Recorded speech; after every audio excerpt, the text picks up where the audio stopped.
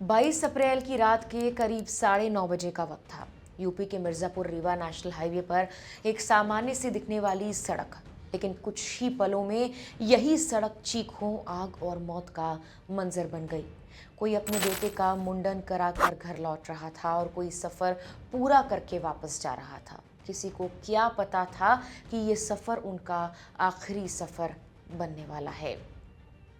ये हादसा हुआ मिर्जापुर के ड्रमगंज थाना क्षेत्र में, जहां मध्य प्रदेश से गिट्टी लाद कर आ रहा एक ट्रॉला अचानक बेकाबू हो गया। बताया जा रहा है कि ढलान पर उतरते वक्त उसका ब्रेक फेल हो गया। भारी भरकम ट्रॉला रफ्तार में था और सामने जो भी आया उसे कुचलता चला गया। सबसे पहले उसने एक स्विफ्ट कार को टक्कर मारी और फिर सीधे एक ट्रक से जा भिड़ा। टक्कर इतनी भीषण थी कि स्विफ्ट कार दोनों के बीच बुरी तरह से फंस गई। लेकिन त्रासदी यहाँ नहीं रुकी। पीछे से आ रही एक बोलेरो जिसमें पूरा परिवार सवार था, उसे संभलने का मौका तक नहीं मिला। वो सीधे ट्रॉले में जा घुसी और फिर एक जोरदार धमाका हुआ। बोलेरो में आग लग गई। इतनी तेज आग कि अंदर बैठे लोगों को बाहर निकलने का एक भी मौका नहीं मिला। उस बोलेरो में बैठे लोग कोई अलग अलग परिवार के लोग नहीं थे, वो एक ही परिवार के सदस्य थे। जिगना थाना क्षेत्र के नरैना गांव के रहने वाले, जो मध्य प्रदेश के मेहर से एक छोटे बच्चे का मुंडन संस्कार कराकर लौट रहे थे। खुशी का सफर कुछ ही सेकंड्स में मातम में तब्दील हो गया। आग ने सब कुछ निगल लिया। ड्राइवर समेत 9 लोग बोलेरो के अंदर ही जिंदा जल गए। इनमें 8 साल का बच्चा, उसकी मां और परिवार के कई अन्य सदस्य भी शामिल थे। प्रियंका सिंह, जिनकी उम्र 42 साल बताई गई है, कार्तिकेय 18 साल के थे, पंकज सिंह 40 साल की, वीणा सिंह 47 साल की, वंदना सिंह, उनका छोटा बेटा शिवा, सोनम और ड्राइवर विष्णु। किसी को भी बाहर निकलने का मौका नहीं मिला। कुछ लोग मध्य प्रदेश से इस खुशी के मौके में शामिल होने आए थे, लेकिन लौटते वक्त उनकी लाशें ही घर पहुंची। इस हादसे में सिर्फ बोलेरो सवार ही नहीं, बल्कि स्विफ्ट कार का ड्राइवर जयप्रकाश, जो सोनभद्र का रहने वाला था, और ट्रक का क्लीनर विकास शर्मा, जो मध्य प्रदेश के सागर का रहने वाला था, उसकी भी जान चली गई। कुल मिलाकर 11 लोगों की मौत और कई घायल हुए।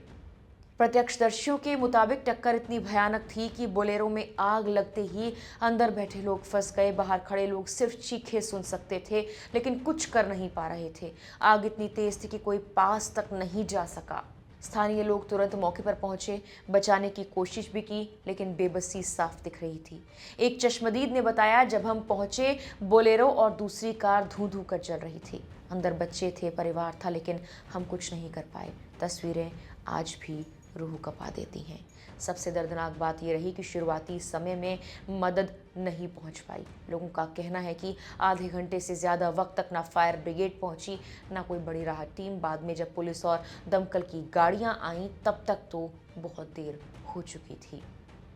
फायर ब्रिगेड की मदद से आग पर काबू पाया गया और फिर जेसीबी और गैस कटर की मदद से जले हुए वाहनों से शव निकाले गए। एक एक कर 11 शव बाहर निकाले गए। कई इतनी बुरी तरह जल चुके थे कि पहचान करना भी मुश्किल हो गया।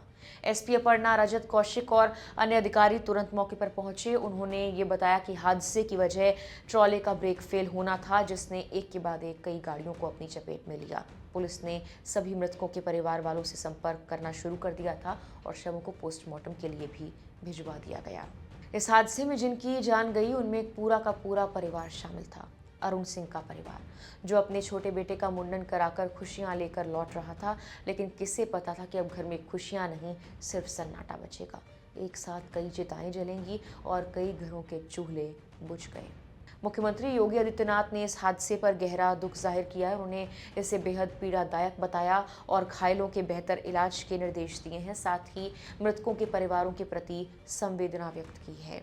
लेकिन इन सब के बीच सबसे बड़ा सवाल यही है, क्या ये हादसा टाला जा सकता था?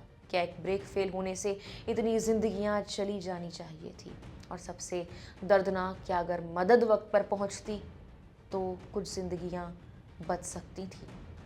ये सिर्फ एक सड़क हादसा नहीं है, उन सवालों की कहानी है जिनके जवाब अब कभी उन लोगों से नहीं मिल पाएंगे, जो उस रात जलती हुई गाड़ियों के अंदर आखिरी सांस ले रहे थे। फिलहाल के लिए इस वीडियो में इतना ही।